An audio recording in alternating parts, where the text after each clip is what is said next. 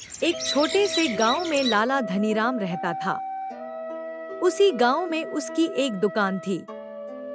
गांव में एक ही दुकान होने से उसका मालिक धनीराम पूरे गांव वालों को लूटता रहता था। शहर बहुत दूर था, इसलिए धनीराम अपने सामान के बहुत ज्यादा भाव रखता था। गांव वालों को मजबूरी में सामान लेना पड़ता था। एक दिन एक किसान धनीराम की दुकान पर आता है और धनीराम से पूछता है, भाई, ये गुड़ कैसे दिया? 100 रुपये का 1 किलो।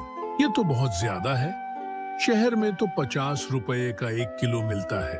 तो वहीं जाकर ले लो, मैंने मना किया है क्या? जब यहाँ से 2 दिन में शहर पहुंचोगे, वहां से गुड़ लेकर गांव आओगे, भाड़े में ही 200 रुपए लग जाएंगे।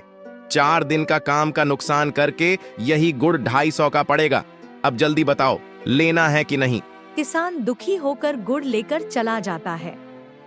इसी तरह पूरा गांव लालची बनिए से परेशान था, लेकिन इसका कोई उपाय नजर नहीं आ रहा था। लालची धनीराम कभी कभी गरीबों को उधार में सामान दे देता था, बदले में दुगुना तिगुना ब्याज लगाता था, और जो समय पर ब्याज नहीं देता था तो उनके घर की चीजें या पशु पर कब्जा कर लेता था।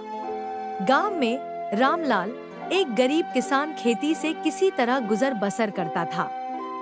उसकी एक गाय को धनीराम ने अपने कब्जे में रख रखा था। उधार पर ब्याज बढ़ता जा रहा था। रामलाल धनीराम से किसी तरह अपनी गाय वापस लेना चाह रहा था। वह लाला धनीराम के पास जाता है और कहता है, लाला, ये गाय मुझे वापस कर दे। इसका दूध बेचकर मैं तेरे पैसे चुका दूंगा। अरे भाई, जब गाय मेरे कब्जे में है तो दूध भी तो मेरा हुआ, तुझे कैसे दे दूं? पहले पूरा कर्ज चुका, फिर गाय ले जाना। रामलाल मुंह लटका कर वापस चला जाता है। एक दिन अपने घर वालों को समझा बुझा कर रामलाल शहर चला गया। वहां उसने देखा कि सामान बहुत सस्ता है। वह लाला से तो परेशान था ही, वहां उसने एक सेठ से दुकान पर नौकरी करने की बात करी और वह सेठ उसे दुकान पर नौकरी देने के लिए तैयार हो गया। नौकरी करते करते उसे 1 साल हो गया। वह पैसे घर भेजता रहा।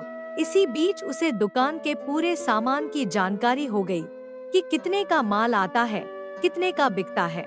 एक दिन सेठ जी रामलाल को किसी काम से अपने घर बुलाते हैं। वहाँ रामलाल सेठ जी को बातों ही बातों में अपने गांव का हाल बताता है। यह सुनकर सेठ जी रामलाल से कहते हैं, एक काम कर रामलाल, गांव में मेरे नाम से एक दुकान खोल ले। जो भी प्रॉफिट होगा आधा आधा माल में भेज दूंगा, लेकिन कभी बेईमानी मत करना। मालिक, लाला धनीराम की बेईमानी से परेशान होकर शहर में आया हूँ। मैं तो बस उस लाला को सबक सिखाना चाहता हूँ। मालिक, मैं हमेशा आपकी गुलामी करता रहूंगा। सेठ जी बहुत खुश हुए और रामलाल को कुछ पैसे देकर गांव भेज दिया। रामलाल ने ठीक लाला के सामने एक दुकान किराए पर ले ली। उसके 1 सप्ताह बाद ट्रक भरकर सामान आ गया। पूरी दुकान सेठ जी के नौकर सजा गए। यह देखकर धनीराम को बहुत सदमा लगा। वह फटाफट रामलाल के पास पहुंच गया। क्यों रे, ये दुकान खोलने के लिए पैसा कहां से लाया? मेरा कर्जा कब चुकाएगा? सच सच बता दे। देख, नहीं तो ब्याज बढ़ते बढ़ते इतना हो जाएगा कि ये दुकान भी मेरी हो जाएगी। चल बता लाला, तेरा कितना पैसा है? धनीराम फटाफट पैसे बताता है। रामलाल उसे उसके पैसे दे देता है। यह देखकर धनीराम पूछता है, कहीं डाका डाल कर आया है क्या? मैं तेरी रिपोर्ट लिखाने जा रहा हूँ। अरे भाई, मैं तो नौकर हूँ। ये तो शहर में बैठे मेरे सेठ जी की दुकान है। बोर्ड पर देख, उनका नाम लिखा है। यकीन नहीं आता तो शहर जाकर उनसे पूछ ले। धनीराम घबरा जाता है। फिर वह रामलाल से प्यार से बात करने लगता है। वह कहता है, एक काम करते हैं, तेरा सेठ तो शहर में बैठा है, उसे क्या पता तू कितने का सामान बेच रहा है। तू मेरे वाले रेट पर सामान बेच, इससे तुझे दुगनी बचत होगी, ऊपर से सैलरी अलग से मिलेगी और मेरी दुकानदारी खराब नहीं होगी। ग्राहक यहाँ से ले या मेरी दुकान से, रेट एक ही रहेगा। लाला, तेरा धन्यवाद करना चाहता हूँ। तेरे कारण ही आज मैं यहाँ तक पहुँच पाया। न तू मेरी गाय हड़पता, न मैं शहर नौकरी करने जाता, न यह दुकान खुलती।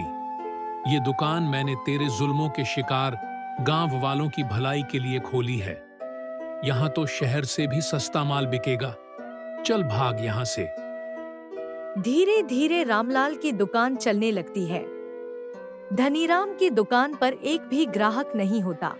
रामलाल गांव वालों को उधार भी देने लगा, वो भी बिना ब्याज के। इससे गांव वाले बहुत खुश हुए। महीने में एक दिन रामलाल शहर जाकर पूरा हिसाब सेठ जी को दे आता और सेठ उसे उसका हिस्सा दे देता। लाला बहुत सस्ता सामान बेचने लगा, लेकिन धनीराम के व्यवहार के कारण लाला से कोई कम पैसों में भी सामान नहीं लेता था। धीरे धीरे करके लाला की दुकान का सारा सामान सड़ने लगता है और उसके सारे सामान में कीड़े लग जाते हैं। सच ही कहा गया है, लालच का घड़ा किसी न किसी दिन फूटता ही है।